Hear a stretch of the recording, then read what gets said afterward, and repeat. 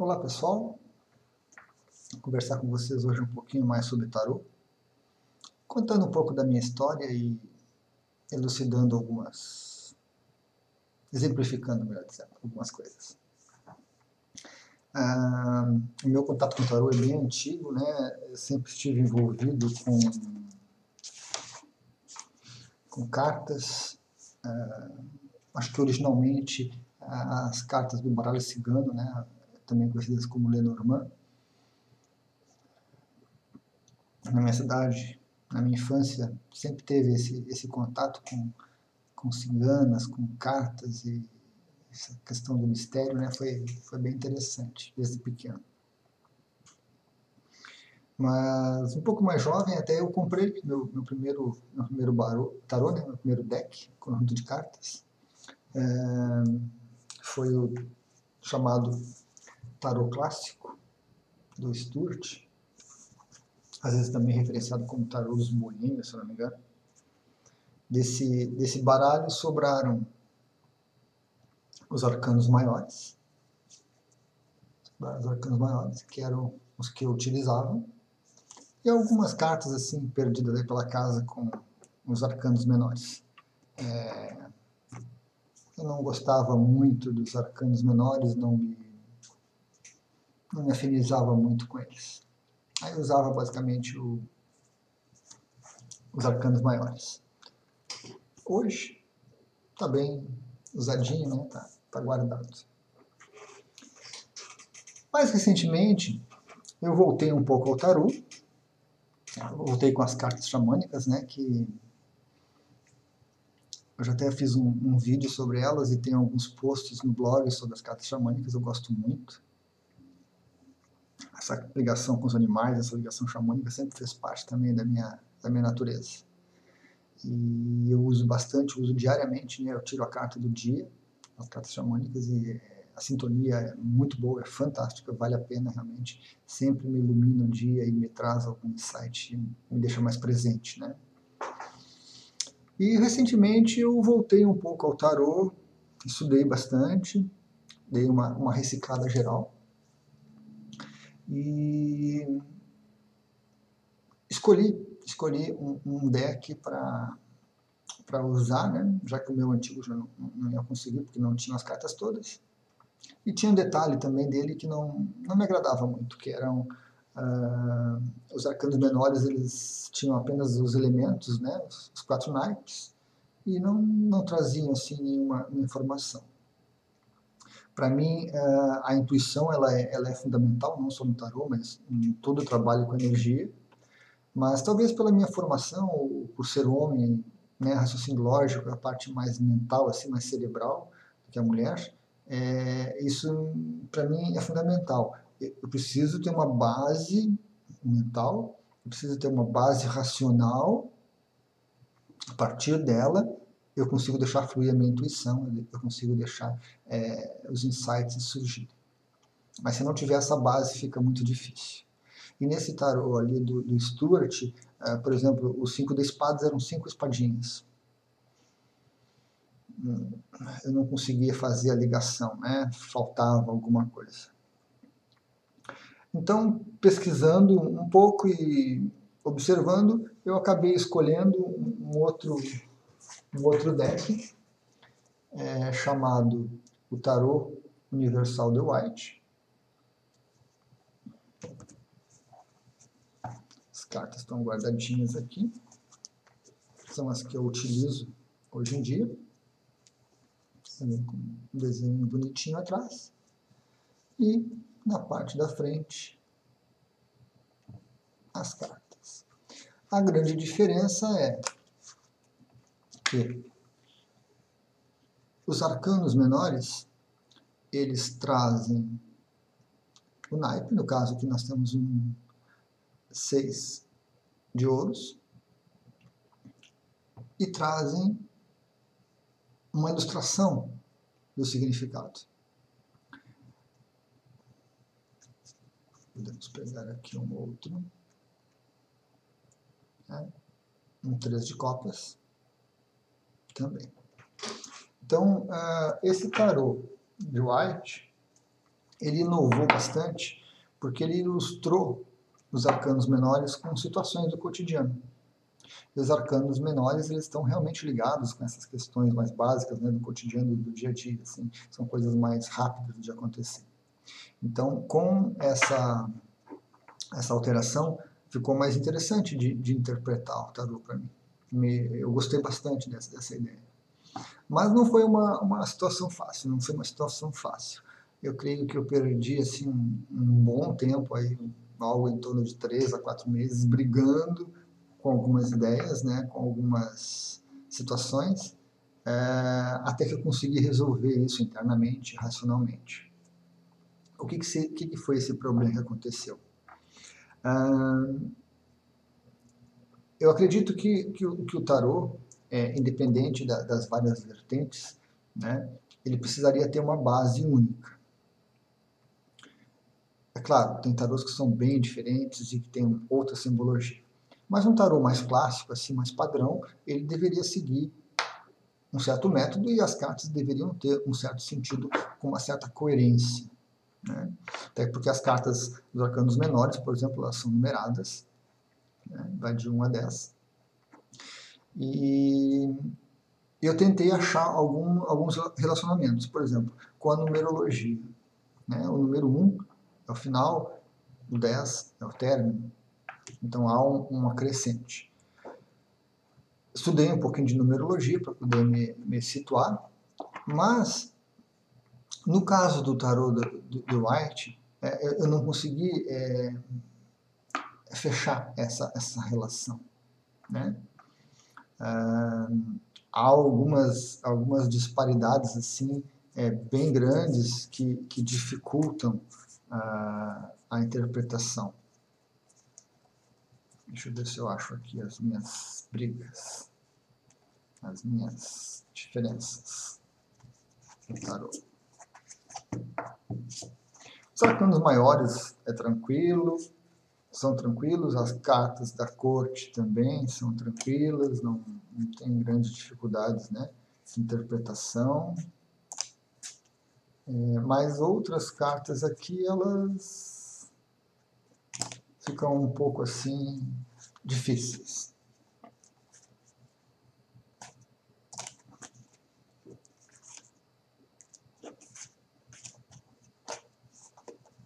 Vamos achar. A pessoa não pode ficar esperando. Por exemplo, temos aqui 2 cartas. São o 10. É o 10, carta número 10. No 10 de copas, opa, não, esta, aqui. No 10 de copas, a gente pode observar 10 copas, um arco-íris, um casal, filhos, ao fundo uma casa, um rio, uma montanha, árvores. Ou seja, passa para a gente uma ideia de um 10, assim, de um final perfeito, né? Um momento de aproveitar as comidas, de celebrar, de reconhecer as coisas. É o fechamento de um ciclo. Parte emocional toda tranquila, toda resolvida, né? Um momento de felicidade. E aqui nós temos um 10 de espadas. Alguma dúvida sobre a situação? Né? Sobre a finalização dos 10 de espadas? Né? Nenhuma, né? As 10 espadas cravadas no corpo da pessoa denotam realmente um final assim dramático, um final tenso, né? Então, eu comecei a ter dificuldades no começo com o tarô do White, porque eu não conseguia encaixar uma questão de simbologia, de numerologia, uma relação entre as cartas e o conteúdo delas. E isso me frustrou bastante, me trouxe bastante dificuldade. Troquei ideia com algumas pessoas que foram clareando as ideias, foram, né, melhorando um pouquinho o entendimento. E isso só se resolveu depois que eu comecei a ler esse livro aqui, que é muito bom, indico para todos, o Tarô, do Ney Naif, né, o volume número 2. Ele faz uma avaliação geral assim, de vários tarôs, E ele separa, né, aqueles tarôs bem clássicos que seguem realmente um padrão de outros tarôs modernos e pós-modernos, ultramodernos, megamodernos que estão surgindo por aí. Que aí a simbologia é totalmente diferente, muda muita coisa. Então esse livro do Ney aqui, ele me clareou bastante as ideias, porque consegui estabelecer um padrão e eu consegui entender uma coisa interessante, que quem está montando o deck, né, ele coloca muito a vivência dele, a visão dele. E esse fato eu não havia percebido. Então eu estava querendo brigar ali com o White, porque a simbologia que ele usa não estava batendo com as minhas ideias. Ou seja, eu não estava querendo entender o que o autor colocava. Eu queria encaixar a minha visão. E aí não ia funcionar. Talvez funcionasse naquelas cartas lá, né, que eram só as figuras. 5 de espadas, 5 espadinhas. 6 de ouro, 6 moedinhas.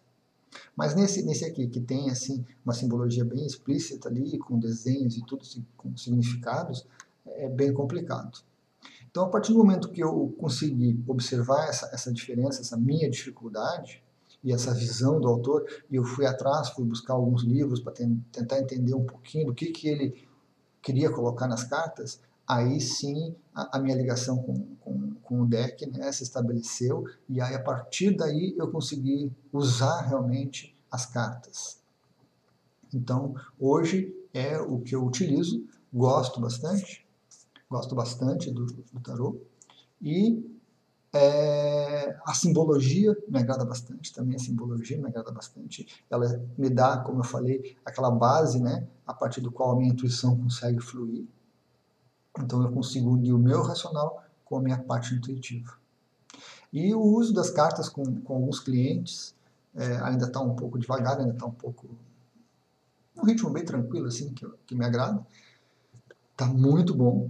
A intuição flui muito bem e os detalhes que são revelados, as perguntas que são respondidas estão muito coerentes com a realidade, com o que vem se manifestando.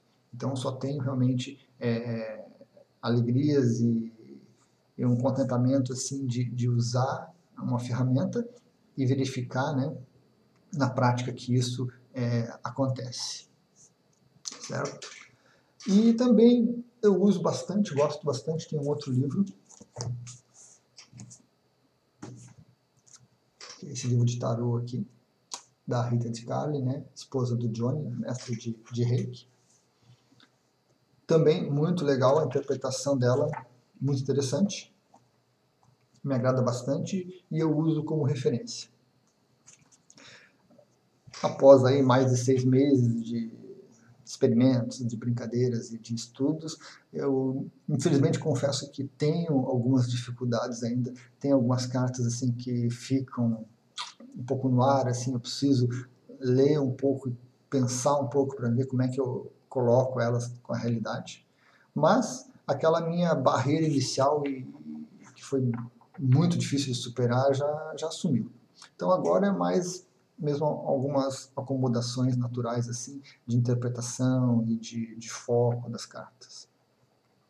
Mas é uma ferramenta muito boa, vale a pena, tanto para colocar cartas para outras pessoas quanto para si mesmo, e eu faço isso constantemente, né? E procuro depois observar para ver como é que isso vai fluir. Até nesse aspecto eu tenho tentado usar um pouco o celular ou o tablet para gravar, para tirar uma foto das cartas que eu estou colocando, porque realmente eu esqueço muito rápido e às vezes não consigo aproveitar, né, em termos de retrospectiva, do tipo eu coloco as cartas para uma semana, por exemplo. Se eu acabar esquecendo aquelas cartas, não consigo durante a semana relacionar para ver em que nível elas estão se manifestando. Então eu estou recorrendo a esse recurso de ter elas, pelo menos na tela, assim, para poder comparar depois. Então era isso, pessoal. Hoje em dia eu não tenho mais consultado assim, outros tarólogos, né? Já perdi um pouco esse hábito. Tive algumas experiências muito, não digo ruins, mas muito esclarecedoras e muito instrutivas. A última mesmo foi assim, foi muito interessante. Eu fui fazer uma consulta com um tarólogo, né? Ele, pela propaganda que tinha na casa dele, no local de atendimento dele, ele trabalhava com tarô, trabalhava com runas e mais algumas coisas lá. Acho que búzios. E sentei, fiquei esperando ali por alguns instantes, tinha mais outra pessoa sendo atendida. Em seguida ele me atendeu, mas já não gostei do ambiente, né? O ambiente na sala assim, que ele estava atendendo era pegajoso, era uma energia grudenta, assim, muito, muito esquisita, e eu sou muito sensível a isso. Mas foi educado no começo e tudo, pegou algumas informações e colocou as cartas. As cartas que ele colocou foram ótimas, muito boas para aquele momento meu que eu estava passando, né? Eu não lembro qual era o tipo de tarô que ele usava, acho que era o egípcio, alguma coisa. Tinha umas figuras do Egito, não lembro direito. Estava meio amassadinho, meio surradinho. E, então, com o meu pouco conhecimento ali naquele momento, eu observei que eram ótimas cartas, assim, com boas perspectivas. Só que aí a pessoa que começou a ler o tarô, ela não observou as cartas, não observou sequência, ela pegou uma carta aqui, outra ali adiante, e das cartas que ela escolhia aspectos negativos. Eu lembro que tinha uma carta delas que tinha um tipo de um urubu, uma galinha preta, alguma coisa assim, escondida no cantinho assim da carta. Aí ele pegou a carta, levantou e mostrou, tá vendo essa figura aqui, ó? Isso aqui é uma coisa negativa que está sendo feita na tua vida, é muita inveja, muito olho gordo. Aí botou a carta e pegou uma outra lá que tinha uma outra cena também um pouco ruim e ligou aquela figura com situações ruins e tudo. Ou seja, ele não estava colocando as cartas, né? Ele estava tentando direcionar para que eu fizesse algum trabalho, fizesse alguma limpeza, alguma coisa com ele, porque as cartas estavam péssimas. Então essa foi minha última experiência assim com uma colocação de cartas. E foi instrutiva, foi interessante, porque eu percebi primeiro que eu já não estava necessitando que uma outra pessoa fizesse essa interpretação para mim, eu conseguia interpretar bem facilmente. Que eu também não estava disposto a seguir, né, uma orientação incorreta de outra pessoa. Eu também não bati de frente com ele, não discordei, apenas questionei algumas coisas, mas não entrei em atrito, eu não estava com essa vontade. E pelo contexto todo, assim, foi muito interessante, bem particular, claro, mas foi instrutivo, aprendi bastante. E teve uma outra situação também que eu andei colocando cartas com um rapaz, acho que de Porto Alegre, ele, se não me engano, que teve aqui na região. Foi bem interessante a perspectiva dele, a visão. Ajudou também. Mas também percebi que não necessitava mais esse tipo de coisa. Tá uma outra pessoa interpretando para mim. Eu já conseguia, por mim mesmo, fazer essa interpretação. Foi bem interessante, vivências que a gente vai trazendo, né? Então fica assim um pouco de aviso para as pessoas, para isso que escolham bem os tarólogos, né? Existem profissionais excelentes, muito bons, alguns fazem trabalho à distância, inclusive pela internet, né, com webcam e tudo, e que acrescentam, trazem coisas boas para a vida da gente, mesmo que ofereçam perspectivas ruins a curto prazo, a médio prazo, sobre situações que a gente está questionando, mas pelo menos eles vão trazer coisas verdadeiras, coisas que realmente funcionam. Enquanto que outros profissionais aí, que a gente não pode nem chamar de profissionais, que são pessoas amadoras que estão tentando às vezes até enganar a gente, nos levar para algum lado ruim, assim, só querem se aproveitar. E tem bastante disso, tem muita propaganda hoje em dia. Então, quem gosta das cartas para dar uma perspectiva na vida, para melhorar, ampliar a visão no determinado momento que a gente está passando, os tarólogos são fundamentais para isso. Só busquem pessoas que vocês confiem, que vocês tenham referências, para que essa interação seja produtiva e seja útil, né? Além, é claro, da gente precisar pagar por esse serviço, a gente tem que despender um dinheiro razoável, um dinheiro interessante e que nos traga recurso, não somente gastar dinheiro com uma pessoa qualquer que lê as cartas aí e que depois não não acrescenta nada e a gente acaba saindo de lá com alguma energia ruim, com alguma presença espiritual indevida, com alguma coisa assim que vai até atrapalhar mais a nossa vida. É claro que às vezes a gente precisa dessas duas experiências, né? Pegar um bom profissional que vai nos ajudar e pegar um mau profissional que vai atrapalhar. A gente tem que fazer esse aprendizado, fazer essa separação, né, entre coisas boas e ruins. Mas se a gente puder evitar e puder fazer um bom investimento com um bom profissional, vale a pena, eu recomendo, é bem interessante, né? Então era isso. Mensagem hoje, papo hoje sobre essas cartas sobre tarô e um pouquinho da minha vivência. Obrigado a todos.